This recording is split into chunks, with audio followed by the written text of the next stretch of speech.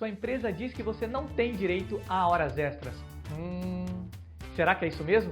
Vamos ver?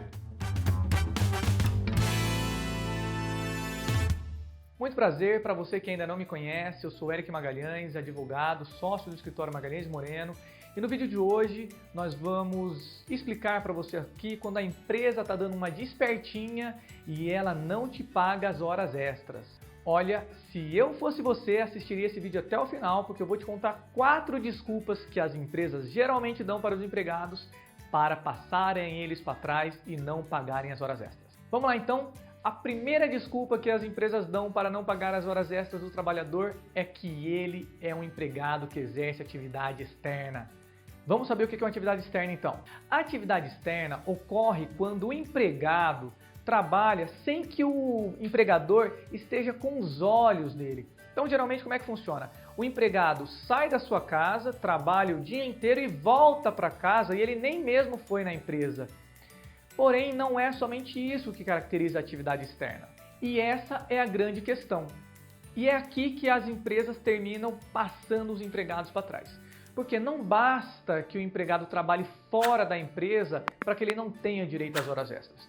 A lei diz que para que seja caracterizada uma atividade externa, a empresa não pode ter condições de fiscalizar o horário de trabalho daquele empregado. Então, olha só, se você sai da sua casa, trabalha o dia inteiro fora da empresa e volta para a sua casa no final do dia, mas a empresa sabe exatamente a hora que você saiu da sua casa, o que você fez durante todo o seu dia de trabalho e a hora que você voltou para a sua casa, você tem direito ao recebimento de horas extras porque foi possível a empresa fiscalizar os seus horários de trabalho. Vamos entender isso então. Vou te dar um exemplo. Imagina um vendedor, um representante externo, que sai da sua casa, trabalha o dia inteiro e ele volta para casa sem sequer ter passado na empresa. Porém, durante todo o expediente de trabalho dele, ele precisa ficar reportando para a empresa os clientes que ele visitou e os horários que ele visitou. E ele pode fazer isso, por exemplo, passando os pedidos de compras via sistema que a empresa tem.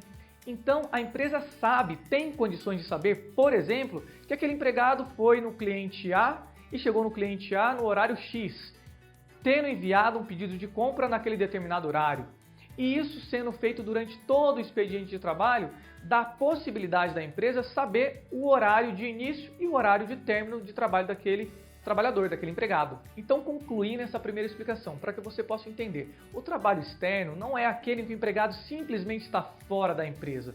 Se a empresa tem condições de saber o que o empregado está fazendo e o horário de início, o horário de término da jornada de trabalho, então esse empregado tem direito ao recebimento de horas extras caso a jornada de trabalho dele extrapole o limite legal permitido.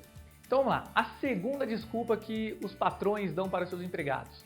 Você não tem direito a horas extras porque você exerce cargo de confiança. E aí você se pergunta, mas o que raios é um cargo de confiança? Vamos entender isso agora. Bom, o cargo de confiança é exercido pelo chefe, mas não é qualquer chefe. Esse chefe tem que ter 2 coisas. A primeira, ele tem que mandar. Ele tem que mandar muito.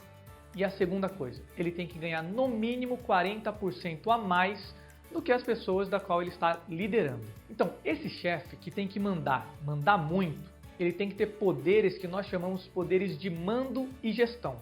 E aqui é onde está o grande problema. Muitas empresas intitulam aquele empregado como um cargo de confiança, porém, aquele empregado não tem poderes de mando e gestão. Ele manda em alguma coisinha, mas ele não manda muito. Geralmente a gente fala assim, olha, o cargo de confiança é aquele chefe cujos poderes que ele tem na mão dele podem determinar o sucesso ou o fracasso daquela empresa, daquele departamento, daquela seção. Então, alguns exemplos de um chefe que manda muito. É aquele chefe que ele contrata, que ele demite, que ele pode aplicar advertências, que ele tem acesso a dados sigilosos, a informações bancárias, que ele pode celebrar negócios, contratar fornecedores. E o detalhe é, ele tem acesso a essas informações, ele tem esses poderes que outros empregados não têm. Ocorre que, na realidade, muitas empresas, como eu já disse, intitulam esses empregados como cargo de confiança, mas no dia a dia, na prática, eles não têm esses poderes todos. Eles até têm alguns poderes. Quer ver um exemplo? Tem um chefe que ele até pode aplicar alguma advertência verbal ali naquele empregado, mas ele não pode fazer uma demissão, ele não pode demitir por justa causa, ele não pode contratar sem a autorização da chefia para criar uma vaga, ele não pode celebrar um negócio em nome da empresa, ele não detém a senha da conta bancária daquela empresa. E além disso, como eu disse anteriormente, ele tem que mandar e mandar muito. Sempre que tem alguém que manda mais do que ele, via de regra, esse cargo de confiança já precisa ser visto com ressalvas. Vou te dar um exemplo. Imagina uma empresa que tem um cargo de diretor, coordenador e gerente. E supervisor, né? E o supervisor é aquela pessoa que até manda nos trabalhadores ali, numa linha de produção, ou em algum outro tipo de negócio, ele dá até ordens, olha, faz isso, faz aquilo outro, mas ele não pode, por exemplo, contratar, nem pode demitir, ele pode dar uma advertência, e isso geralmente quem faz é o coordenador. Então, provavelmente o cargo de confiança é exercido pelo coordenador, e ainda se o coordenador não precisar de autorização do diretor. Mas uma coisa é certa, se esse supervisor não manda muito e ele não tem poderes de mando e gestão amplos, ele de fato não é um cargo de confiança. E isso ocorre nas mais variáveis situações. Nós temos casos de gerentes que não têm poderes de mando e gestão. Quer ver mais um exemplo? Muito comum, gerentes de loja. Então, as pessoas são intituladas como gerentes de lojas, mas elas não podem dar um desconto. O desconto que ele pode fazer está pré-estabelecido por um sistema. Ele não tem poder de contratar e de demitir, porque isso vem da própria direção da empresa. Tudo aquilo que ele compra já está pré-aprovado, ou seja, ele não tem poderes nenhum de direção, de mando, de gestão. Ele manda em alguma coisa, geralmente coisas mais triviais, porque a empresa precisa de alguém que seja o elo de comunicação entre a direção maior da empresa e talvez aquela pessoa que vá fazer uma parte da administração daquela loja. Mas isso, por si só, não se configura um cargo de confiança. Então, agora que você já entendeu o que é um cargo de confiança, você deve estar se perguntando, mas por que a empresa utiliza isso como desculpa e coloca um trabalhador como cargo de confiança? É simples, é porque esse trabalhador que foi nomeado como cargo de confiança, geralmente ele trabalha muito e a empresa não quer pagar horas extras para ele. E agora vamos passar então para a terceira desculpa que as empresas dão para não pagarem horas extras para os seus empregados. E essa desculpa é o teletrabalho. O teletrabalho é mais ou menos como atividade externa. O teletrabalho, então, o trabalhador não está dentro da empresa, está exercendo esse trabalho fora da empresa e também a sua atividade não é fiscalizada.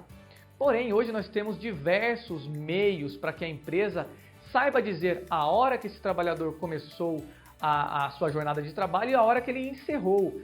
Diversos programas hoje são usados para monitorar os empregados, a hora que faz login no sistema, a hora que desloga no sistema, os e-mails que são monitorados, as metas que são impostas. Então, todas essas situações podem resultar no controle na fiscalização do horário de trabalho e então, toda vez que a empresa consegue dizer o horário de início, o horário de término da jornada de trabalho, há o direito a horas extras, caso aquele empregado extrapole a jornada legal permitida. Então, só para a gente entender melhor essa questão, pessoal.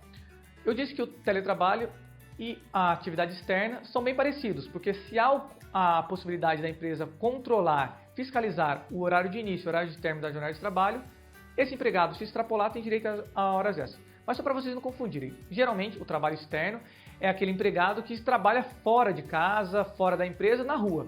E o teletrabalho geralmente é exercido dentro de casa, ok? Depois produziremos vídeos específicos comentando sobre esse assunto, mas hoje o objetivo desse vídeo é falar sobre as desculpas que as empresas dão para não pagarem horas extras. E por fim, a quarta desculpa que geralmente as empresas usam para não pagar horas extras para os empregados é o famoso banco de horas. O banco de horas, se legalmente feito, que atenda a todas as condições, ele é legal, ele é válido. Ocorre que muitas empresas camuflam os seus bancos de horas, não atendem às condições previstas em lei e aí usam esse banco de horas como desculpas para não pagar as horas extras para os seus empregados. Quer ver uma coisa muito comum que as empresas fazem? Toda empresa que tem banco de horas, o trabalhador precisa saber exatamente o saldo do banco de horas. Então, quando a empresa vai entregar a folha de ponto para aquele empregado assinar ou quando aparece no sistema, é necessário que o trabalhador saiba o seu banco de horas, porque muitas empresas terminam zerando esse banco de horas e o trabalhador nunca sabe quantas horas ele tem no banco, se ele está positivo, se ele está negativo. Esse é um caso muito comum. Uma outra questão também que pode invalidar esse banco de horas, utilizado como desculpa pela empresa, é se o trabalhador habitualmente faz acima de 2 horas extras por dia, o que nem é permitido pela lei.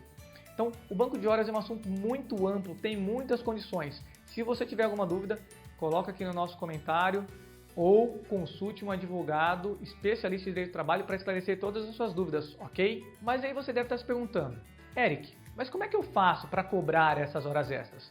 Bom, pessoal, primeira coisa é que você vai ter que provar essas horas extras e provar que você não exercia atividade externa ou cargo de confiança, o teletrabalho, enfim. Né? E aqui no nosso canal nós já divulgamos um vídeo que chama Como provar os seus direitos na Justiça do Trabalho. Se você ainda não conferiu, confere esse vídeo que ele pode ser muito útil no seu caso se você achar que isso é para você. E daí você vai precisar contratar um advogado especialista e ingressar com uma ação na Justiça. E lá, se você provar, provavelmente você vai conseguir ganhar as suas horas extras, caso tenha trabalhado além do limite legal. Então é isso aí, pessoal. Eu espero que vocês tenham gostado desse vídeo, gostado desse assunto. Se você tem dúvida, comenta aqui. Se você gostou, curte agora o vídeo. Se inscreve no nosso canal se ainda você não está inscrito e compartilha com os coleguinhas aí, com os amiguinhos. Legal? Um abraço, até o próximo vídeo. É isso aí.